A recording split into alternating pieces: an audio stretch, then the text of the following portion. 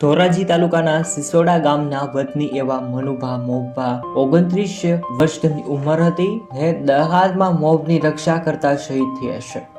વહોરી લીધી છે અને તેમનો પાર્થિવ દેહ માદરે વતન લાવવામાં આવી રહ્યો છે. પહેલા ધોરાજીના સરદાર ચોક ખાતે આવતા ધોરાજી શહેરના હજારો નાગરિકો અને સિસોડા ગામના ગ્રામજનો તેમજ પંચનાથ મંદિરના મહંત શ્રદ્ધાનગીરી અને અગ્રણીઓ હાજર રહ્યા હતા. ભગવાન તેમની આત્માને શાંતિ આપે. કોમેન્ટમાં ઓમ શાંતિ લખશું. ત્યારબાદ શ્રદ્ધા સુમન અર્પણ કરેલ છે અને આ તકે સરદાર ચોકની ડીજે અને હજારો લોકોની હાજરી વચ્ચે ધોરાજીના રોડ પર પસાર થતા લોકોએ પુષ્પવર્ષા કરી છે. હાલમાં શ્રદ્ધા સુમન અર્પણ કરેલ છે અને આ તકે વિશાળ સંખ્યામાં નિવૃત્ત જવાનોએ હાજરી આપી છે અને સલામી આપી છે. બાદમાં ધોરાજીથી પીપળિયા મોડી મારડ જનાવરના ગામમાં વીર જવાનને શ્રદ્ધાંજલિ પણ પાઠવવામાં આવી છે.